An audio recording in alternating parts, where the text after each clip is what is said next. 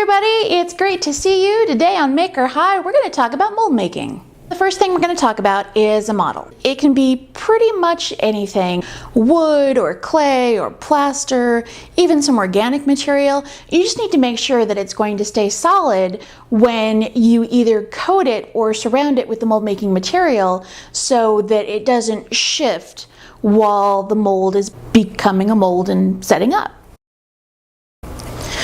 Okay, we are finally to the point where we're actually going to make our first mold. And if you remember all those videos that I did about glue guns, it's basically leading up to this point as an introduction to mold making.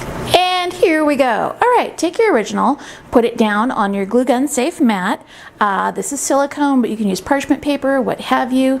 Take a beauty blender brush. I generally use a kabuki from Elf. It's about $3 at Target. And I keep it in the cornstarch that I use. I use this for a bunch of stuff.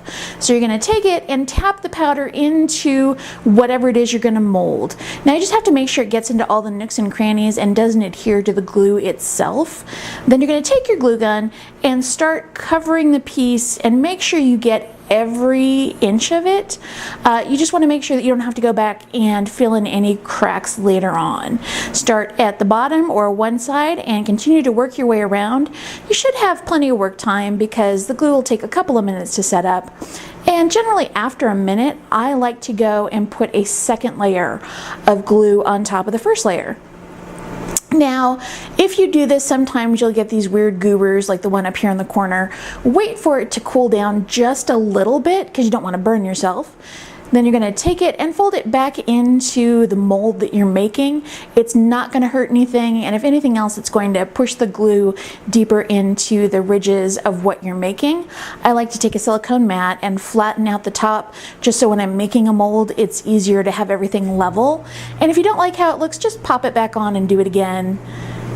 Not going to hurt anything. I tend to use a third level of glue, flatten it out, and as you can see when I pick it up from the silicone, the metal just pops right out, and you can see it's picked up all of the detail that was there in the metal piece itself.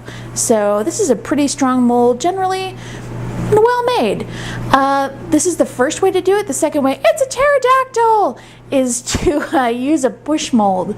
Now you're going to do the same thing with this. You're going to take the cornstarch, whack it, or cover it, depending on what terminology you like to use. You're going to make actually a glob of glue roughly the size of your piece on the piece of silicone or parchment paper, what have you. And then the reason I'm doing it this way for this piece is because this is actually a button and it can't lay flat. So I'm going to push the pterodactyl into the glue gun and then tap down the little corners. If you're not dumb like me, you will get a toothpick and do that instead of trying to burn yourself. Yeah, like I just did there.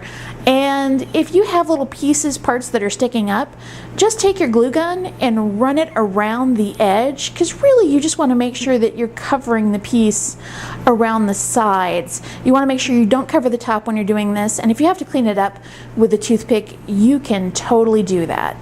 Now you're going to wait a minute or so, and then you're going to take your glue gun back and run around the edges and build up around the outside, and it's just going to help make your glue gun mold stronger.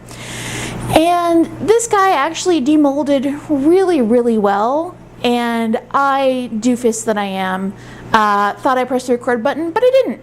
Other piece of advice I'm going to have for you is colored glue. Don't use it for glue gun molds because it tends to crack and splinter, unlike the standard glue gun, which really, I mean, this is a very strong, very flexible piece compared to the other one, and you're going to get way more impressions out of this one.